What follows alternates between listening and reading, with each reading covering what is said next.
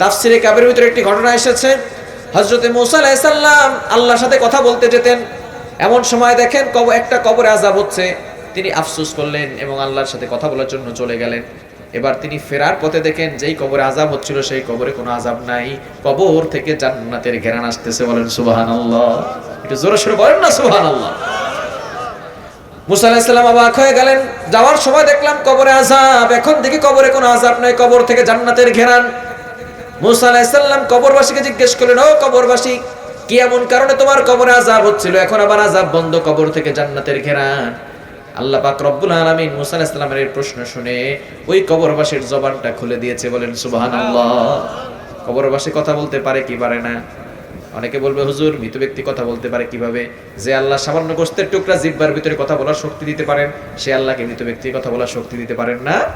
আল্লাহ কথা বলার শক্তি দিয়েছেন। কবরবাসী কথা বলা শুরু করছেন, সে বলতেছে, আল্লাহর পয়গম্বর, আমি দুনিয়াতে অপরাধ করেছিলাম, অন্যায় করেছিলাম, অপকর্ম করেছিলাম, যার কারণে আমার কবরে আযাব। কিন্তু আমি যখন দুনিয়াতে ছিলাম আমার স্ত্রীর গর্ভে একজন সন্তান ছিল, আমি আমার স্ত্রীকে ওসিয়ত করেছি এই সন্তান যখন বড় হবে, সে যখন দুনিয়াতে আসবে, বড় হবে, তখন তাকে মাদ্রাসায় ভর্তি করাবে। এই ওসিয়ত করে আমি দুনিয়া থেকে বিদায় নিলাম। আমার অপকর্মের কারণে আমার কবরে আযাব। কিন্তু আমার সন্তান যখন দুনিয়াতে আসলো, আমার সন্তান একটু বড় হলো, মা মা বলে ডাক দেয়, বাবা বাবা বলে ডাক দেয়, এমন একটা পর্যায়ে যখন চলে আসলো, এমন সময় আমার সন্তানকে আমার স্ত্রী মাদ্রাসায় ভর্তি করিয়ে দিয়েছে। হুজুর আমার সন্তানকে পড়াচ্ছে, বাবা পড়ো বিসমিল্লাহির রহমানির রহিম। আমার সন্তান পড়া শুরু করেছে বিসমিল্লাহির রহমানির রহিম। যখন এটা পড়েছে আল্লাহর ইশকে ধাক্কা লেগে গেছে। আল্লাহ পাক রব্বুল আলামিন ডাক দিয়ে বলেন, ও ফেরেশতারা দেখো, আমার বান্দা দুনিয়াতে অপকর্ম করেছে, কিন্তু ওসিয়ত করে আসছে সন্তানকে মাদ্রাসায় ভর্তি করানোর জন্য, ধর্মীয় শিক্ষা দেওয়ার জন্য, কোরআনের শিক্ষা দেওয়ার জন্য। এই বান্দা যদি অপকর্ম করেছে, অন্যায় কাজ করেছে, যার কারণে তার কবরে আযাব হচ্ছে, কিন্তু তার অবুঝ সন্তান আমি আল্লাহর নাম দিয়ে পড়া শুরু করেছে, পড়ছে বিসমিল্লাহির রহমানির রহিম, পরম করুণাময় আল্লাহর নামে শুরু করেছে, যিনি রহমান, যিনি রহিম। ওই অবুঝ বাচ্চাটি আমাকে রহমান বলে ডাক দিয়েছে, আমাকে রহিম বলে ডাক দিয়েছে।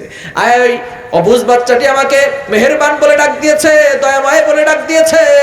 যেই অবুঝ সন্তান আমাকে রহমান বলে ডাক দিল, ওই বাচ্চার বাবার কবরখানা আমি জান্নাতের বাগান বানায় দিলাম। এজন্য সন্তানকে সঠিক শিক্ষা দেওয়ার দরকার আছে না নাই? কোরআনকে পড়ার দরকার আছে না নাই? কিন্তু দুঃখজনক হলেও সত্য, বছরের পর বছর চলে যায়, যুগের পর যুগ চলে যায়, কোরআনটাকে ধরে যে একটু চুমু খাবো সেই সময়টুকু আমাদের হয় না। কোরআনটা ধরে যে একটু বুকের সাথে লাগাবো সেই সময়টুকু আমাদের হয় না, ঠিক কি না? কোরআন তো আল্লাহর কিতাব, যে কোরআনের দিকে তাকালেই সব হয়, যে কোরআন পড়লে সব, তাকালে সব, সেই কোরআনটা আমরা ধরেও দেখি না। আজকে বাসায় গিয়ে ওযু করে কোরআনটা ধরবেন, বুকের সাথে লাগাবেন, চুমু খাবেন, কোরআনটার দিকে তাকাবেন, আর মনে মনে নিয়ত করবেন, আল্লাহ এটা তো সব তোমার কথা। কোরআনের প্রত্যেকটা কথা কার কথা? আরো জোরে বলেন, কার কথা? এতটা ব্যস্ত হয়ে পড়ছেন, ওই কোরআনটা ধরার একটু সুযোগ হয় না। এত ব্যস্ত আপনি, আজকে মরে গেলে, আজকে যদি মরে যান, এত ব্যস্ততা কি হবে বলেন?